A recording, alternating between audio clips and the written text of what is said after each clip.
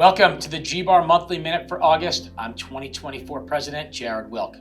This month is a significant one for our profession as some well-established business practices are about to change, and it's critical that we as realtors are ready to meet the moment. As you may know, new requirements adopted by the National Association of Realtors as part of its settlement agreement in a multi-billion-dollar antitrust lawsuit go into effect on August 17th. The most substantial of NAR's new rules is a prohibition against offers of broker compensation from appearing on the MLS and a requirement that MLS participants working with buyers enter into a written buyer representation agreement prior to touring a property. Additionally, in recent weeks, MLS PIN has begun accepting listings without offers of compensation. However, they've also announced that offers of compensation will remain an option going forward, with the stipulation that compensation must be made by the seller and listing and cooperating brokers can no longer split commissions. These conflicting rules undoubtedly create a dilemma, but also present options as to how to proceed in the new landscape. So it's essential that you consult with your broker as to what the office policy is going to be for handling buyer-broker compensation as of August 17th. Ultimately, whatever the policy of your office is, you should know that revisions have been made to the GBAR standard forms to allow each brokerage to practice in the manner they desire.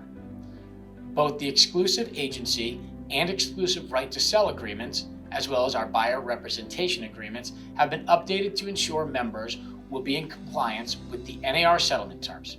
And the GBAR offer to purchase form has been updated with a clause to allow buyers to request sellers to pay a buyer's broker commission. All of the newly created and updated documents have been sent to our forms vendors and are to be uploaded into the GBAR Forms library on ZipForms Plus, Dotloop, and the platforms of other licensed forms providers by August 17th. To learn more about the revised GBAR forms and how to best complete our listing and buyer representation agreements in the post-settlement world, be sure to check out the FAQ video and other resources available online at greb.com/gbar/forms update. Additionally, you can learn more about the NAR settlement agreement and terms for compliance at facts.realtor. Although none of us like the thought of change, the reality is, in this industry, business practices are constantly evolving, and we've always been able to adapt. I'm confident we will do it again. Truth be told, the new rules adopted to settle the antitrust litigation are not all that radical. Commissions have always been negotiable, and for years, we've been told that being transparent as to the amount and method of compensation and documenting our terms of service and payment in writing is good business practice.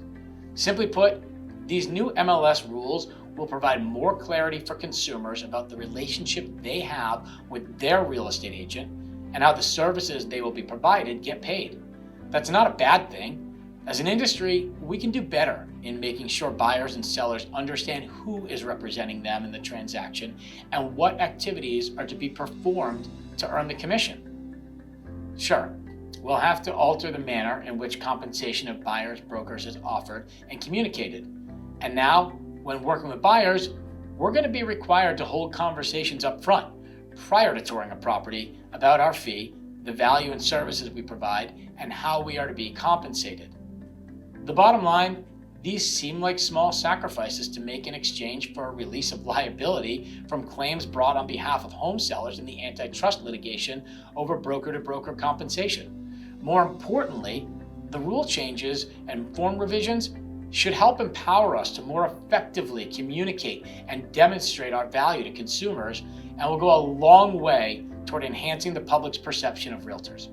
Again, I know that changes like this are not fun, but I'm confident we will all turn out as better realtors as a result.